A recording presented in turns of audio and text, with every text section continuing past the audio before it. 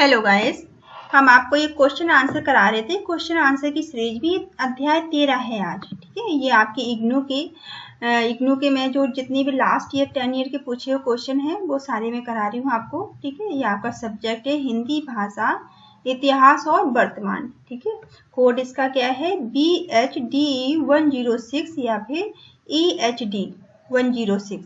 ठीक है, ये कोड आपका दोनों कोड एक ही है, एक ओल्ड है और एक न्यू है। ठीक है, अब तक जितने भी क्वेश्चन पूछे गए हैं इग्नू में सब्जेक्ट से वो सारे हम कर रहे हैं यहाँ पे।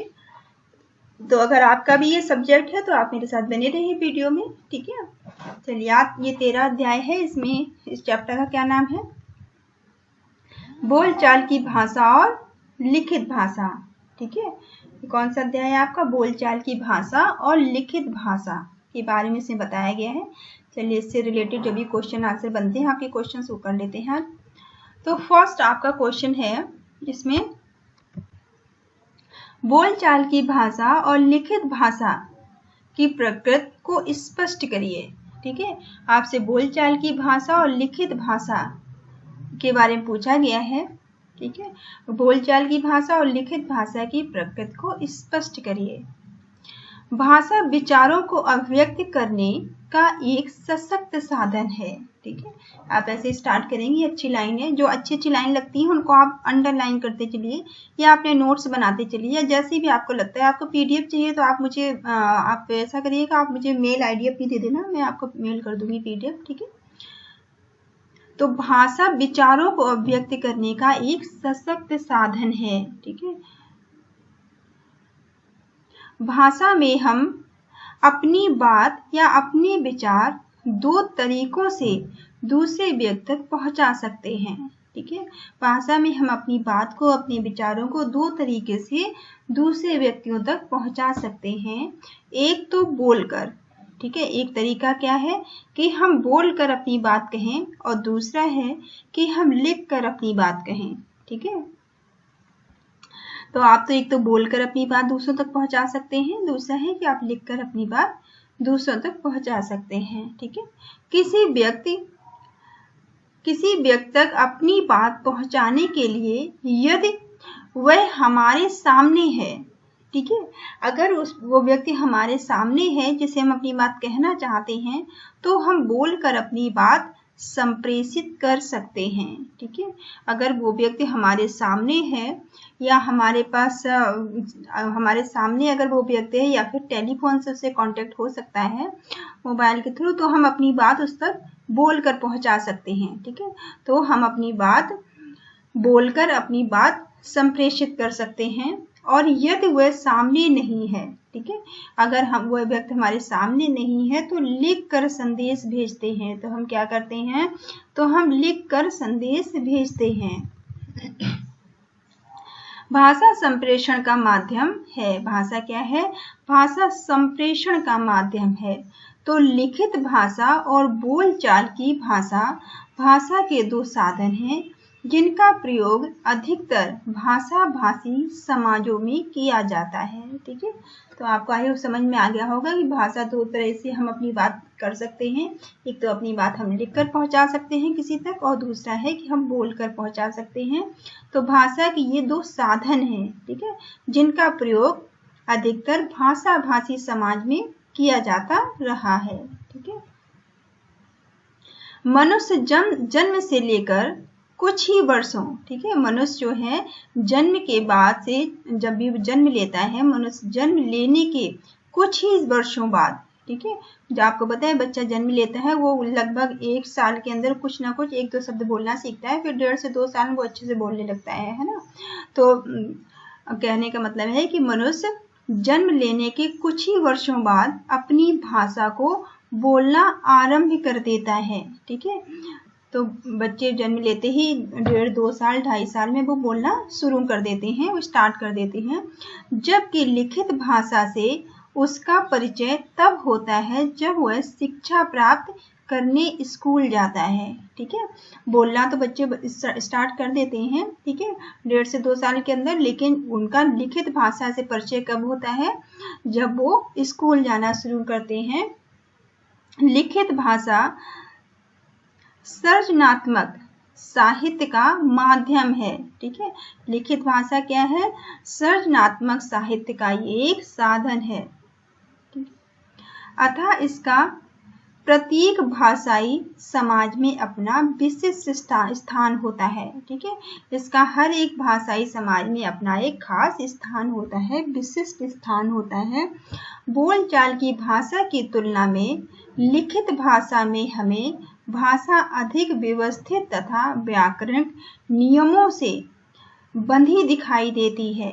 ठीक है, बोलचाल में तो हम अपनी बात कह लेते हैं आसानी से, लेकिन जब बात लिखने की आती है, ठीक है, जब लिखने की बात आती है तो क्या होता है कि लिखित भाषा में हम भाषा अधिक व्यवस्थित होती है, क्योंकि जो बात लिखी जा रही है वो व्यवस्थित तरीके से होनी चाहिए। ठीक है, और उसमें व्याकरणिक नियम भी होते हैं। ठीक है, व्याकरणिक गलतियां नहीं होनी चाहिए, तो उसमें व्याकरणिक नियम से भी वो बंधी हुई होती है। अर्थात लिखित भाषा उच्चरित भाषा की तुलना में अधिक मानक होती है। ठीक है, और जो लिखित भाषा होती है वो उच्चरित भाषा, जो भाषा बोली जाती है उच्चरित भाषा की तुलना में अधिक मानक होती है, अधिक मान्य होती है। परंतु लिखित भाषा की तुलना में बोलचाल की भाषा हजारों सालों पुरानी है। ठीक है, जब लोगों को लिखना नहीं आता था, बोलना तब भी लोग जानते थे। ठीक है, ये बात तो आप जानते होंगे, जब पढ़ाई लिखाई का टाइम नहीं था, जब लिखना लोगों को नहीं आता था, कॉपी किताबें नहीं थी, तब भी लोग बोलना जानते थे। तो इसका तात्पर्य क्या है कि लिखित भाषा की तुलना में बोलचाल की भाषा हजारों साल पुरानी है। ठीक है, भाषा के बोलने का इतिहास तो मानव जन्म के साथ जुड़ा हुआ है। ठीक है, भाषा बोलने का इतिहास तो मानव जन्म के साथ से ही जुड़ा हुआ है, पर लिखित भाषा उसने बहुत बाद में सीखी है। ठीक है, लेकिन लिखित भाषा क्या है, उन्होंने बहुत बाद में सीखी है। इसी वजह से कुछ लोग बोलचाल या मौखिक भाषा की तुलना में लिखित भाषा का स्थान गौण मानते हैं। ठीक है, बोलचाल की भाषा से ज्यादा गौण लिखित भाषा का स्थान मानते हैं। भाषा विज्ञान की एक शाखा है। ठीक है, भाषा जो है वो विज्ञान की एक शाखा है, भाषा विज्ञान की एक शाखा है। संरचनात्मक भाषा विज्ञान, ठीक है, संरचनात्मक भाषा विज्ञान, इस भाषा विज्ञान के जनक लेनार्ड ब्लूमफील्ड 1887 से 1949 का माना जाता है। ठीक है, भाषा विज्ञान के जनक किसे माना जाता है? Leonard Bloomfield. ठीक है, लेनार्ड ब्लूमफील्ड को भाषा विज्ञान का जनक माना जाता है। ये 1887, ठीक है, 1887 से 1949 का माना जाता है इनका टाइम, कि लिखित भाषा तो भाषा होती ही नहीं थी। क्या माना जाता था उस टाइम ये क्या मानते थे कि जो लिखित भाषा है वो तो कोई भाषा होती ही नहीं है। इनके अनुसार ऐसा इन्होंने माना था कि जो लिखित भाषा तो भाषा होती ही नहीं है। उनकी दृष्टि में भाषा से तात्पर्य केवल उच्चरित भाषा से ही था। उनकी दृष्टि में क्या था कि भाषा से तात्पर्य सिर्फ जो हम बोलते हैं, जो उच्चारण करते हैं, उससे ही था। ठीक है, वे मानते थे कि लिखित भाषा तो कुछ दृश्य संकेतों के रूप में भाषा उच्चित भाषा को अभिव्यक्त करने का एक तरीका है। वो क्या मानते थे कि जो लिखित भाषा है वो कुछ दृश्य संकेत, ठीक है, जो देखे गए हैं, कुछ दृश्य संकेतों के रूप में भाषा उत्तरित भाषा को जो हम बोलते हैं उसे अभिव्यक्त करने का सिर्फ एक तरीका है। संरचनात्मक भाषा वैज्ञानिकों ने भाषा वैज्ञानिक अध्ययनों का आधार केवल बोलचाल की भाषा को ही बनाया है। ठीक है, संरचनात्मक जो भाषा वैज्ञानिक जो है, भाषा वैज्ञानिकों ने भाषा वैज्ञानिक अध्ययनों का आधार केवल बोलचाल की भाषा को ही उन्होंने बनाया है, और आगे चलकर अधिकांश भाषाविद इसी दृष्टिकोण को लेकर आगे भी बढ़े हैं। ठीक है, कि मौखिक भाषा की तुलना में लिखित भाषा का स्थान गौण है। उन्होंने क्या माना है कि मौखिक भाषा की तुलना में लिखित भाषा का स्थान गौण है। ठीक है, भाषा लिखने की प्रक्रिया के अंतर्गत यह मान लिया गया कि भाषा सीखने की प्रक्रिया में लिखित कौशल का स्थान वैकल्पिक है। ठीक है, क्या मान लिया गया कि भाषा सीखने की जो प्रक्रिया है उसके अंतर्गत यह मान लिया गया है कि भाषा सीखने की जो प्रक्रिया है उसमें लिखित कौशल का स्थान वैकल्पिक रखा गया है। ठीक है, लिखित का स्थान क्या रखा गया है? वैकल्पिक रखा गया है। नई भाषा सीखते समय यदि कोई व्यक्ति भाषा को सुन समझ सकता है और बोल सकता है, ठीक है, तो मान लिया जाता है कि उसे भाषा आ गई है। ठीक है, नई भाषा जब कोई सीखता है उस समय अगर वो व्यक्ति भाषा को सुन और समझ सकता है तो ऐसा मान लिया जाता है कि उसे भाषा आ गई है, उसे भाषा आती है। ठीक है, यदि वह लिखित भाषा रूप सीखना चाहे तो सीख सकता है। ठीक है, ये माना जाता है कि वो लिखित भाषा रूप अगर वो सीखना चाहे तो सीख सकता है, क्योंकि इसे तो ऐसी विशिष्ट कौशल माना जाता है, क्योंकि इसे तो ऐसा विशिष्ट कौशल माना जाता है जिसका प्रयोग विशिष्ट उद्देश्यों, खासकर साहित्यिक अध्ययन के लिए या वैज्ञानिक अभिव्यक्तियों के लिए समाज के गिने चुने लोगों द्वारा किया जाता है। ठीक है, ऐसा मान लिया जाता है कि ये तब जरूरी होती है अगर आप कोई लिखित कौशल कर रहे हैं, अगर आप किसी विशिष्ट खास उद्देश्य से, जैसे कि आप साहित्य अध्ययन कर रहे हैं या वैज्ञानिक अभिव्यक्तियों के लिए कोई समाज के गिने चुने लोग ही इसे सीखते हैं। अर्थात भाषा विज्ञान के क्षेत्र में ऐसा युग की स्थापना हुई है। ठीक है, भाषा विज्ञान के क्षेत्र में ऐसे युग की स्थापना हुई है जहां लिखित भाषा को अध्ययन वस्तु के रूप में गौण स्थान दिया गया। ठीक है, जहां पर लिखित भाषा को अध्ययन वस्तु के रूप में एक गौण स्थान मिला है, लेकिन भाषा तथा बोलचाल की भाषा और मौखिक भाषा रूपों का इतिहास चाहे जो भी रहा हो, ठीक है, ये लिखित भाषा का, बोलचाल की भाषा का और मौखिक भाषा का इतिहास चाहे जैसा भी रहा हो, आज यह बात सर्वमान्य है कि भाषिक अभिव्यक्ति के रूप में उच्चरित या लिखित भाषा रूप दोनों ही ऐसे दो सशक्त माध्यम हैं जिनका प्रयोग संप्रेषण परक और आवश्यकताओं की पूर्ति के लिए किया जाता है। ठीक है, आज ये मान लिया गया है कि पूरी तरह से कि बोलचाल की जो भाषा है उच्चरित भाषा है और लिखित भाषा, ठीक है, उच्चरित भाषा और लिखित भाषा दोनों ही एक सशक्त माध्यम है। ठीक है, दोनों ही सशक्त माध्यम है जिनका प्रयोग हम संप्रेषण परक और आवश्यकताओं की पूर्ति के लिए करते हैं। ठीक है, किया जाता है, परंतु दोनों ही माध्यम परस्पर रूप संरचनात्मक अंतर तो रखते हैं। इन दोनों में कुछ न कुछ अंतर तो है ही। ठीक है, अंतर तो इनमें दोनों माना गया है। दोनों ही संप्रेषण परक आवश्यकताएं अभी भिन्न है। दोनों की जो संप्रेषण परक आवश्यकताएं हैं वो भी अलग हैं। ना तो बोलचाल की भाषा को लिखित भाषा के साथ स्थानापन्न किया जा सकता है, ठीक है, और ना ही लिखित भाषा की उपयोगिता को बोलचाल की भाषा की दुहाई देकर कम किया जाता है। ठीक है, इन दोनों ही भाषाओं को महत्व है। कहने का मतलब ये है कि अगर आज के टाइम पे आप अगर बोलना सिर्फ जानते हैं और लिखना नहीं जानते हैं तो आपका काम नहीं चलेगा। ठीक है, आपको लिखना भी आना चाहिए तभी आपका काम चलेगा।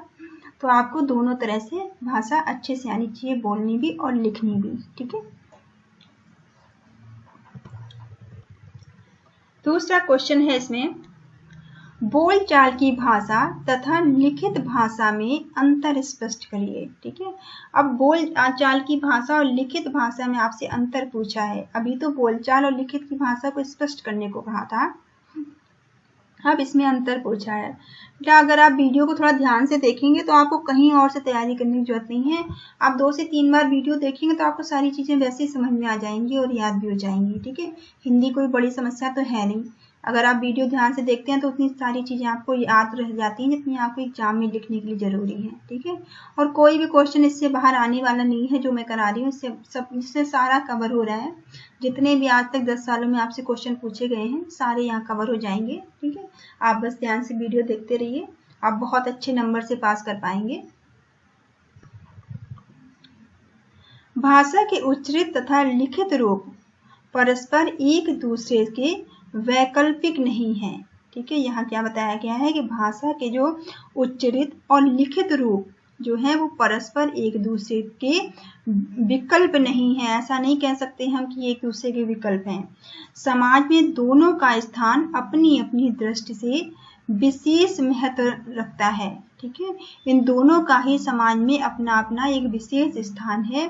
पहला और सबसे प्रमुख अंतर दोनों के रूप संरचना को लेकर है। ठीक है, पहला और मुख्य अंतर क्या है? दोनों में जो अंतर है वो संरचना को लेकर है। बोलचाल की भाषा या उच्चरित भाषा में जहां एक ओर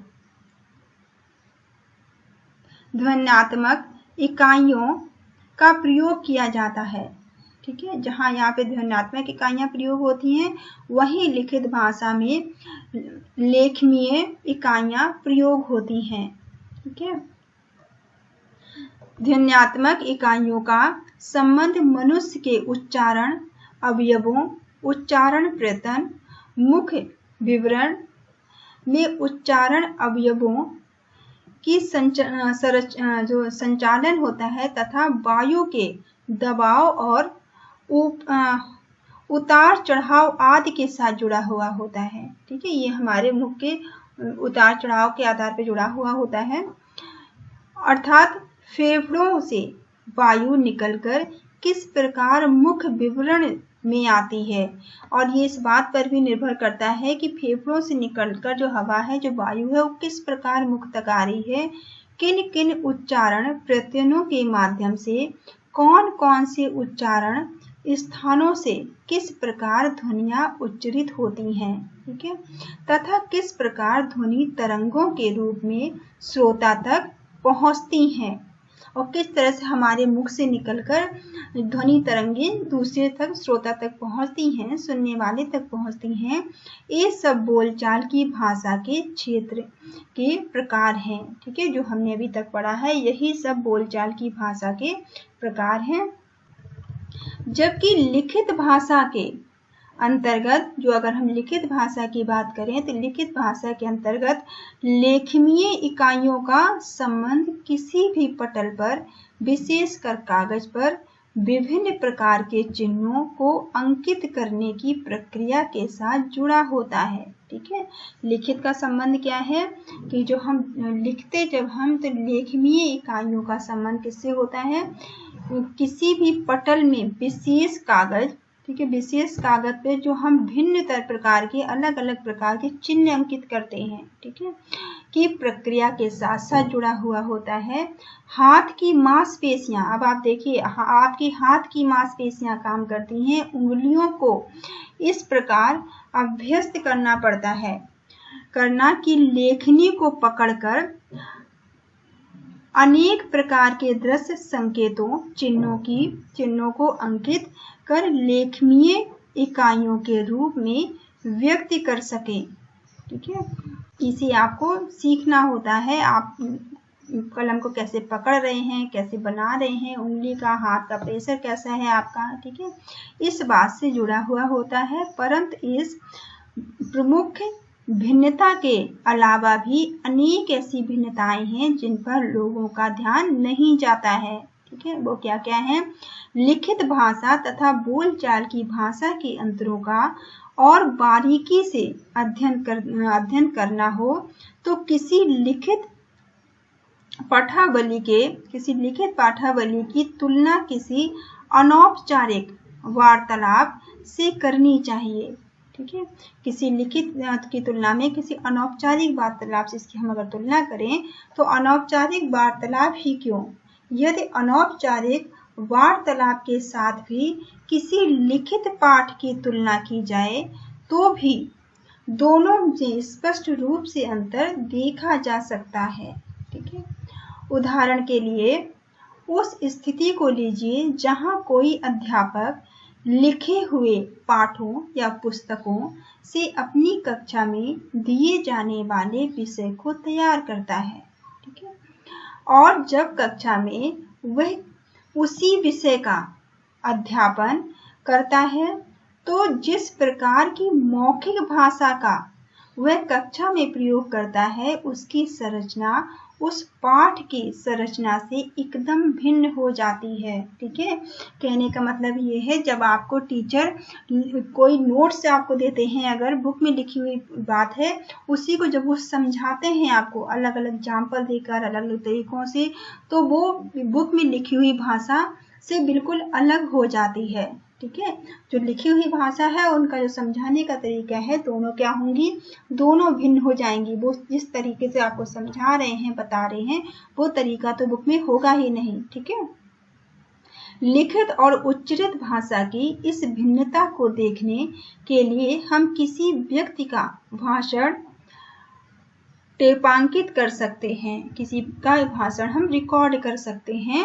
अब यदि इस टेपांकित भाषण का लिपिकन, अगर हम इसका लिपिकन करें, लिपिकन किया और करवाया जाता है, अगर हम इसको लिखवाते हैं या लिखते हैं, तो भाषण को लिपिबद्ध करते समय उसको यथावत लिपिबद्ध करने में कठिनाई होगी। ठीक है, अगर आप जिस भाषण को बोला गया है उसी को अगर आप लिखते हैं या लिखवाते हैं तो उसमें आपको बहुत सारी कठिनाइयों का सामना करना पड़ेगा। सेमिनार सम्मेलनों में प्रायः कुछ लोग अपने लिपिबद्ध लेखों को पढ़कर प्रस्तुत करते हैं। ठीक है, आपने कई बार देखा होगा कि बहुत सारे लोग लिख कर लाते हैं, जो उन्हें बोलना होता है वो पहले से वो प्रिपेयर होकर आते हैं, लिख कर लाते हैं और वो वही देख कर बोलते हैं, तथा कुछ सीधे बोलकर भाषण देते हैं। और कुछ लोग ऐसे होते हैं जिन्हें प्रैक्टिस होती है, वो सीधे स्टेज पर आते हैं और बोलना शुरू कर देते हैं। ठीक है, जब इन बोले गए भाषणों को लिपिबद्ध करा के पुस्तक में छपाने से पूर्व वक्ता के पास स्वीकृत के लिए भेजा जाता है तो अनेक बार वक्ताओं को यह देखकर आश्चर्य होता है कि जहां एक भाषण की विषय वस्तु तथा कथ्य का प्रश्न है वह तो ठीक है, परंतु जिस तरह की भाषिक संरचना का प्रयोग लेख में हुआ है, ठीक है, जिस तरह की भाषिक संरचना का प्रयोग लेख में हुआ है, शायद वह वक्ता उस लेख को स्वयं लिखता तो उस तरह की संरचना का प्रयोग कभी नहीं करता। ठीक है, तो आपने देखा होगा कि बहुत सारे लोग डायरेक्ट आके स्टेज पे भाषण देते हैं। ठीक है, और अगर उनके दिए भाषण को उन्होंने जो कुछ भी बोला है उसे रिकॉर्ड करके अगर उसको ही आप लिखते हैं, ठीक है, और फिर उनके सामने आप उसे प्रस्तुत करते हैं, देते हैं कि आप वो उसे स्वीकृत दें छपने के लिए, तो वही उसे उनको ही लगेगा कि उन्होंने क्या बोला है। ठीक है, और अगर वो लिख कर बोलते तो बहुत सारी चीज़ों को वो वहाँ पर नहीं बोलते। ठीक है, ऐसी ही समस्या उन वक्ताओं के साथ भी देखने को मिलती है। ठीक है, उन वक्ताओं के साथ भी ऐसी समस्या देखने को मिलती है जो धारा प्रवाह रूप से तेजी से भाषण देने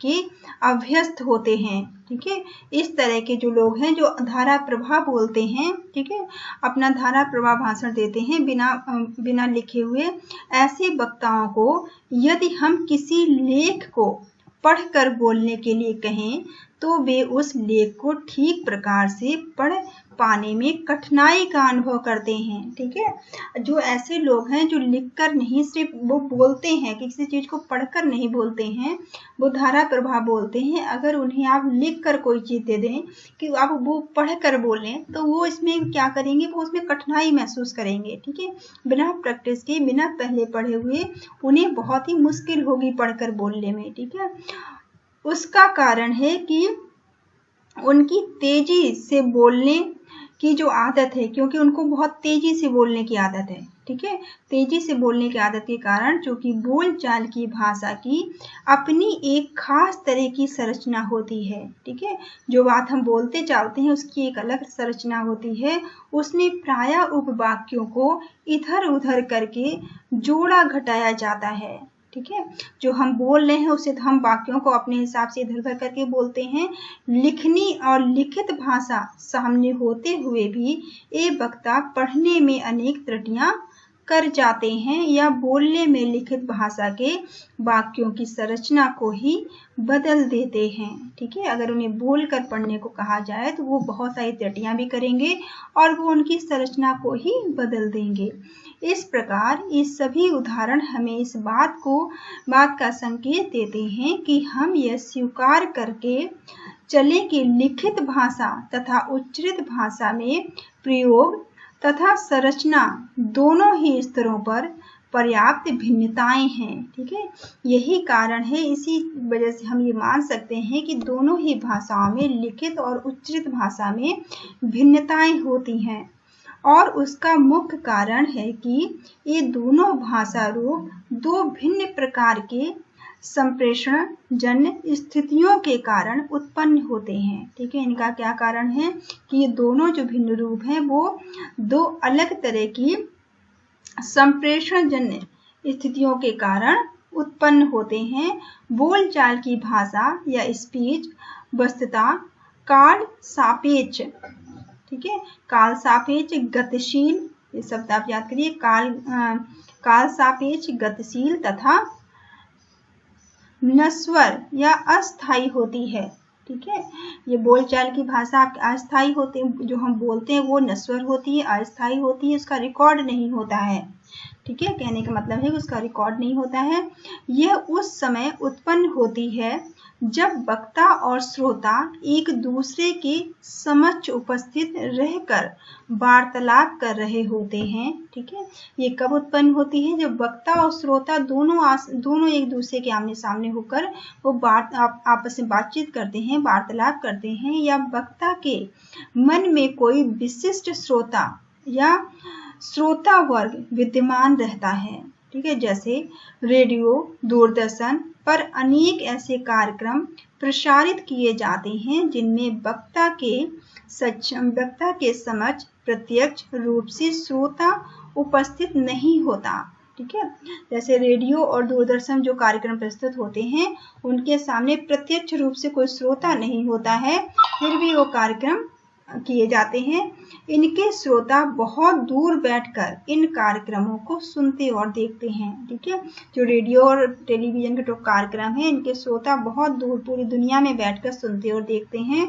उदाहरण के लिए शारीरिक व्यायाम, जैसे कि शारीरिक व्यायाम या योग सिखाना, ठीक है, या फिर योग सिखाने के लिए जो दूरदर्शन पर व्यायाम करने से संबंधित अनेक प्रकार के निर्देश दिए जाते हैं, वे विशिष्ट श्रोता वर्ग को ध्यान में रखकर ही दिए जाते हैं। ठीक है, जो भी रेडियो पर, टेलीविजन पर जो भी निर्देश दिए जाते हैं, जो चीजें बताई जाती हैं, सिखाई जाती हैं, जो जानकारी दी जाती है, वो सब ये ध्यान में रखकर दी जाती है कि जो विशिष्ट श्रोता हैं, सुनने वाले हैं, वो उसे सुन और देख रहे हैं।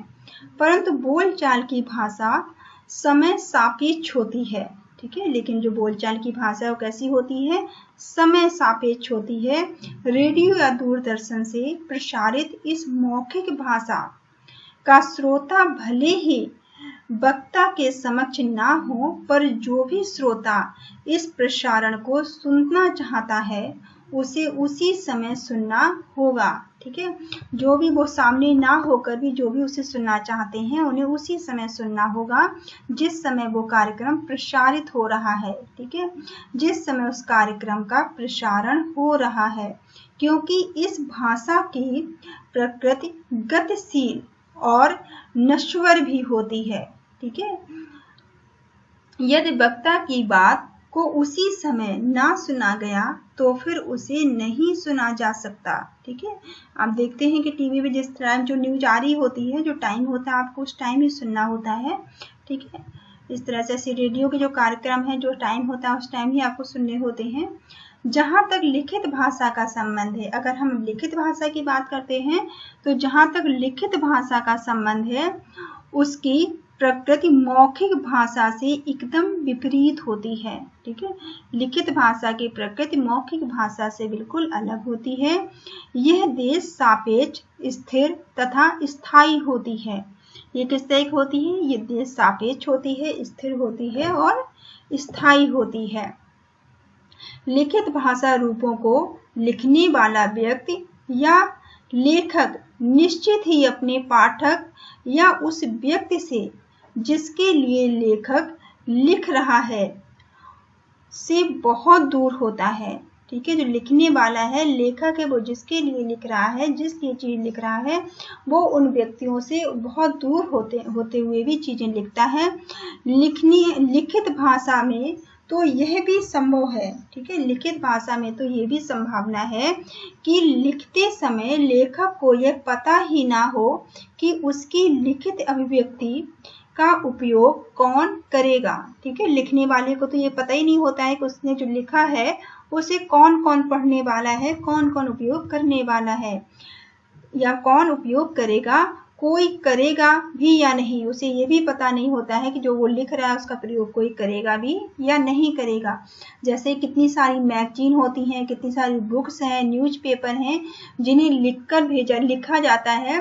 ठीक है, जिन्हें लिखा जाता है, छापा जाता है, मार्केट में आती हैं, लोगों के पास आती हैं, लेकिन जिसने लिखा है उसे थोड़ी पता है कि कोई उसे पढ़ भी रहा है कि नहीं पढ़ रहा है। ठीक है, और जैसे आप बहुत सारी बुक आप खरीद भी लेते होंगे, लेकिन उनमें उनका बहुत सारा हिस्सा ऐसा है जिन्हें आप पढ़ते ही नहीं होंगे, देखते ही नहीं होंगे। ठीक है, मान लीजिए हम इग्नू की बात कर लें तो इग्नू आपको स्टडी मटेरियल भेजता है, तो आपको लगता है कि जितना उन्होंने भेजा है वो उसका सारा आपने सारे चैप्टर हर चीज आपने अच्छे से पढ़ी है, समझी है? क्या ऐसा उन्हें क्या पता है कि आप अच्छे से पढ़ रहे हैं या नहीं पढ़ रहे हैं? ठीक है, तो यही कहने का मतलब है साहित्य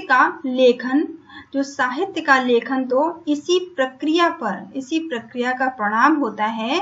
जिस प्रकार मौखिक भाषा परस्पर आदान प्रदान की स्थिति में उत्पन्न होती है, लेखक प्रक्रिया में आदान प्रदान की स्थिति प्रायः नगण्य होती है। ठीक है, जैसे कि बोलचाल की भाषा में तो हम अपनी बात सुनते हैं और किसी की बात सुनते हैं और अपनी बात कहते हैं। ठीक है, और लिखित में क्या होता है? लिखित में इस आदान प्रदान की स्थिति ना के बराबर होती है। ठीक है, लिखने वाले ने अपनी बात लिख दी। ठीक है, अब जो पढ़ रहा है वो लिखने वाले से जाके अपने विचार शेयर नहीं कर सकता, अपनी बात को वो अपने व्यू नहीं दे सकता, अपने विचार वहां तक नहीं पहुंचा सकता जिसने लिखा है उस तक। ठीक है, परस्पर आदान प्रदान की स्थिति पत्र लेखन तथा कंप्यूटर के साथ तो संभव है। अब अगर आदान प्रदान, अगर हम लिखित भाषा का ही बात कर रहे हैं, तो लिखित भाषा में भी अगर आप पत्र व्यवहार कर रहे हैं तब तो ये आदान प्रदान की स्थिति संभव हो जाती है।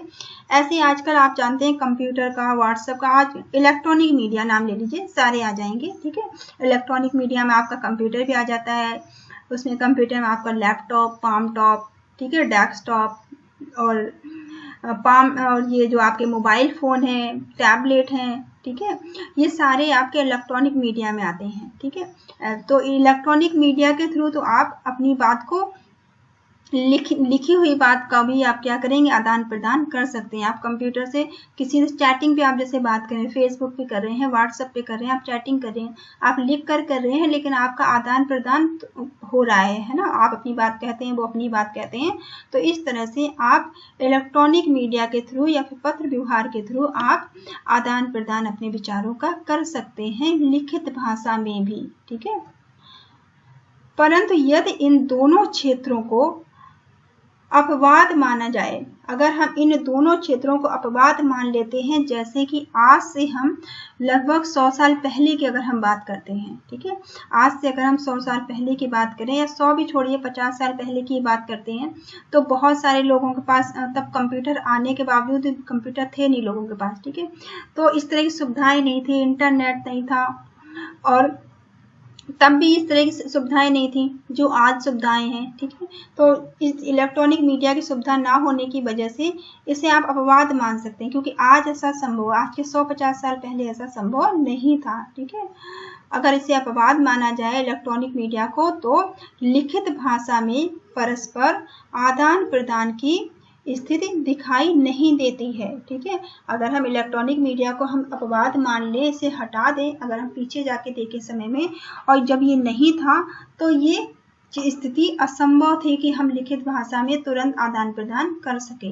तब पुराने टाइम में होता क्या था, लोग पत्र भेजते थे, ठीक है, फिर दूसरे के रिप्लाई, पहले पत्र जाता था 10 दिन 15 दिन पहुंचता था, फिर इंसान पत्र पढ़ने वाला पढ़ के फिर उसे रिप्लाई करता था, तब दूसरे तक वापस पहुंचता तो महीनों लग जाते थे। ठीक है, इसके अलावा इलेक्ट्रॉनिक मीडिया नहीं थी। आज इलेक्ट्रॉनिक मीडिया ने क्या किया है, विद इन अ सेकेंड में हम अपने मैसेज का आदान प्रदान कर सकते हैं। चलिए, ये आपका क्वेश्चन था, आई होप आपको समझ में आया होगा इसका आंसर। ठीक है, अब ये वीडियो आपका 35 मिनट का हो गया, बाकी हम दूसरे वीडियो में कर लेंगे। ठीक है, थर्ड क्वेश्चन हम दूसरे वीडियो में करेंगे, तो इसको यहीं तक रहने देते हैं।